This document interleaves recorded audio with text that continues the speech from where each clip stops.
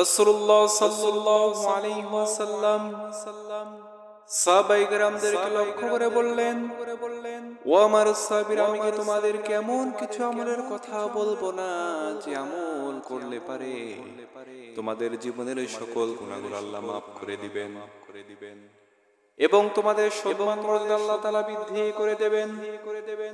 সাহাবায়ে কেরাম বললেন, ক্বালু বালা ইয়া রাসূলুল্লাহ, হে আল্লাহর রাসূল, অবশ্যই আপনি আমাদেরকে বলবেন সেই আমলগুলো কি সেই আমলগুলো যেগুলো করলে পারে আল্লাহ রাব্বুল আলামিন আমাদের জীবনের গুনাহ মাফ করে দেবেন, আমাদের সম্মান মর্যাদা বৃদ্ধি করে দেবেন। কি সে আমল? রাসূলুল্লাহ সাল্লাল্লাহু আলাইহি ওয়াসাল্লাম বললেন, ইসবাগুল উযু ইলাল মাকারি, এক নাম্বার আমল হলো পরিপূর্ণতার সাথে ওযু করা। আমরা যখন ওযু করব, ওযুটা যদি না হয় তাহলে নামাজটা হবে না। ওযুটা সুন্দর করে নামাজে যদি আমরা দাঁড়াতে পারি তাহলে আল্লাহ রাব্বুল আলামিন আমাদের জীবনের গুনাহ মাফ করে দিবেন, আমাদের মর্যাদা আল্লাহ তাআলা বৃদ্ধি করে দিবেন।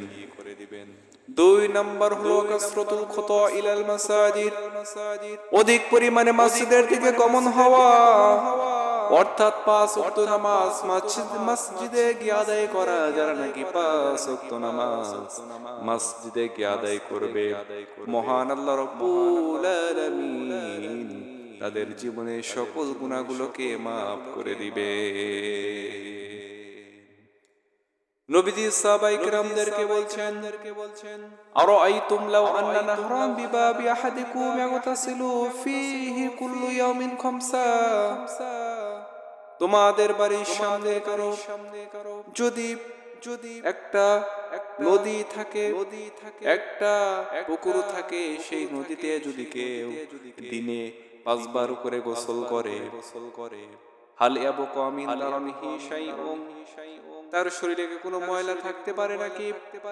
সাহাবায়ে কেরাম বললেন, লা ইয়াবকা মিন দারানিহি শাইউন ইয়া রাসূলুল্লাহ, হে আল্লাহর রাসূল, না, তাদের শরীরে কোনো ময়লা থাকতে পারে না। রাসূলুল্লাহ সাল্লাল্লাহু আলাইহি ওয়াসাল্লাম বলেন, এটাই হলো 5 ওয়াক্ত নামাজের উদাহরণ।